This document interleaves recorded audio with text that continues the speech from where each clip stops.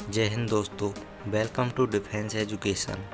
आज की इस वीडियो में हम आपसे बात करने वाले हैं इंडियन एयरफोर्स के ग्रुप एक्स एंड वाई के सिलेक्शन प्रोसेस के बारे में। 2022 में किस तरह से इंडियन एयरफोर्स का सिलेक्शन होगा और इसमें किस तरह से आप सिलेक्ट हो सकते हैं, किस तरह से इसमें रिटन एग्ज़ाम होता है, फिजिकल होता है, इस बारे में हम आपसे बात करेंगे। और इंडियन एयरफोर्स में कब नई वैकेंसी आएंगी और कब से फॉर्म अप्लाई होंगे इस बारे में भी हम आपसे वीडियो में बात करेंगे। तो जितने भी नए लड़के जुड़े हैं वो चैनल को सब्सक्राइब कर लें और आने वाली वीडियोस की अपडेट जिससे आपको मिलती रहेगी। तो चलिए बिना टाइम वेस्ट किए वीडियो को शुरू करते हैं। तो सबसे पहले हम बात करते हैं इंडियन एयरफोर्स में फॉर्म अप्लाई करने के लिए क्या क्या एलिजिबिलिटी क्राइटेरिया होते हैं।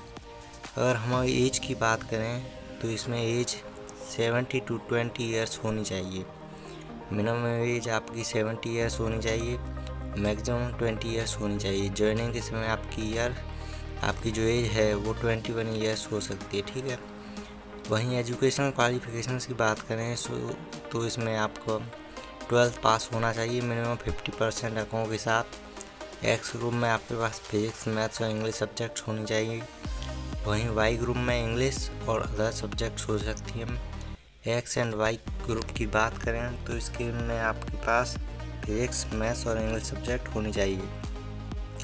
यानी अगर आपके पास फिजिक्स, मैथ और इंग्लिश सब्जेक्ट हैं तो आप किसी भी ग्रुप के लिए अप्लाई कर सकती हैं।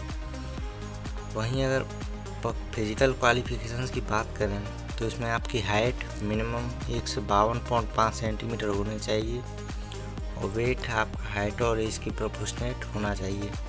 तो ये था इंडियन एयरफोर्स में फॉर्म अप्लाई करने के लिए एलिजिबिलिटी क्राइटेरिया। तो दोस्तों इंडियन एयरफोर्स का जो सिलेक्शन प्रोसेस होता है वो 3 चरणों में होता है, फेज़ 1, फेज़ 2 और फेज़ 3।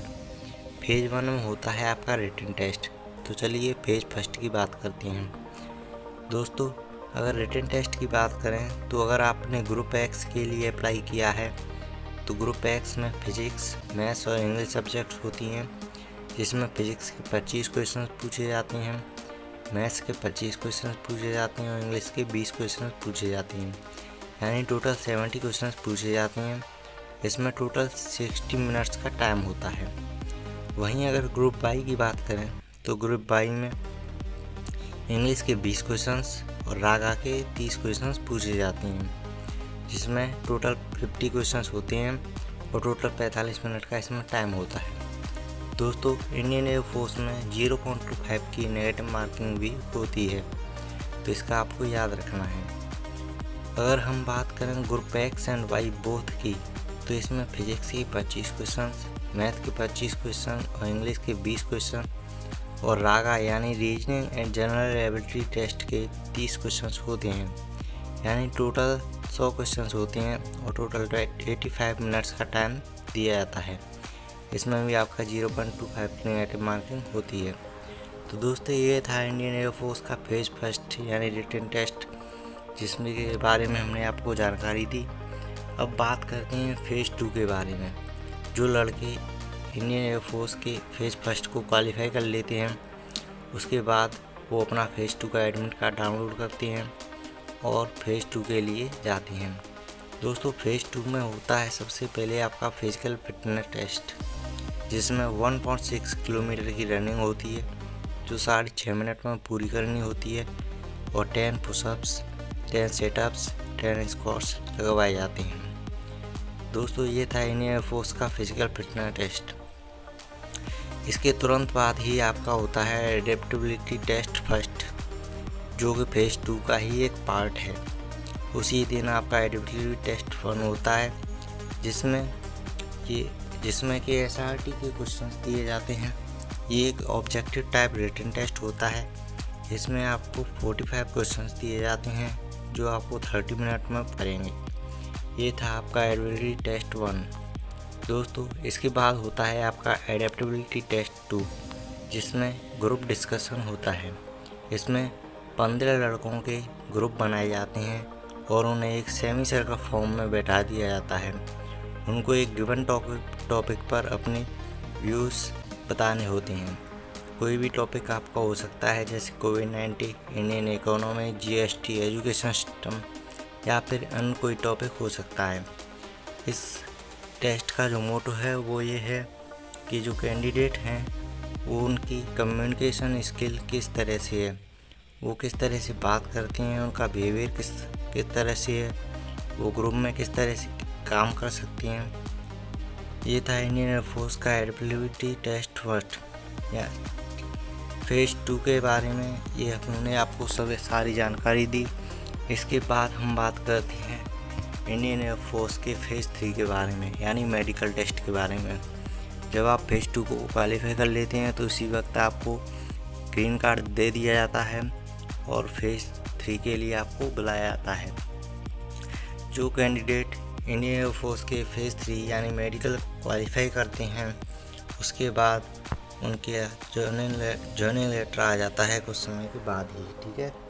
एयरफोर्स का जॉइनिंग लेटर उनके लिए आ जाता है। तो दोस्तों, ये था इंडियन एयरफोर्स का सिलेक्शन प्रोसेस। अब इसी के साथ ही हम आपको कुछ और भी बात बताते हैं। तो अगर हम बात करें सैलरी की, तो ड्यूरिंग ट्रेनिंग टाइम में आप 14,600 का स्टाइपेंड दिया जाता है, ग्रुप एक्स और ग्रुप वाई दोनों के लिए ही। अगर हम आफ्टर ट्रेनिंग बात करें तो इसमें ग्रुप एक्स को 33,100 रुपये प्लस DNS अलाउंस, और ग्रुप वाई की बात करें तो इसमें 26,900 प्लस DNS अलाउंस दिया जाता है। दोस्तों, ये था इंडियन एयरफोर्स की salary group X and group Y दोनों की, ठीक है। अगर हम बात करें टेक्निकल ट्रेड्स की और नॉन टेक्निकल ट्रेड्स की, तो दोस्तों ये हैं इंडियन एयरफोर्स की ट्रेड्स।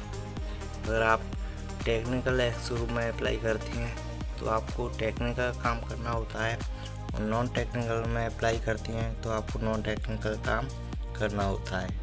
ये इंडियन एयरफोर्स की ट्रेड्स हैं जो कि आपको ज्वाइनिंग के समय दी जाती हैं। जिस भी ट्रेड में आपका मार्क्स अच्छे होते हैं वही ट्रेड आपको एलोकेट की जाती है। तो दोस्तों, ये थी इंडियन एयरफोर्स की ट्रेड्स। वहीं अब आप बात करते हैं वैकेंसीज़ के बारे में। तो जहाँ तक वैकेंसीज़ की एक्सपेक्टेशन की जा रही है, ये फर्स्ट वीक ऑफ जुलाई में आपके फॉर्म अप्लाई हो सकते हैं, ठीक है। और exam date third week of सितंबर में हो सकती है, यानी आपके जुलाई में फॉर्म आ सकते हैं। तो आप अपनी तैयारी में लगे रहें और इंडियन एयरफोर्स की इस खूबसूरत जर्नी को प्राप्त करें, यही हमारी आशा है। तो ये था इंडियन एयरफोर्स का पूरा सिलेक्शन प्रोसेस जो कि हमने आपको बताया। और अगर आपने अभी तक चैनल को सब्सक्राइब नहीं किया है तो चैनल को सब्सक्राइब कर लें, और जिससे आने वाली वीडियोस की अपडेट आपको मिलती रहेगी। जय हिंद, जय भारत।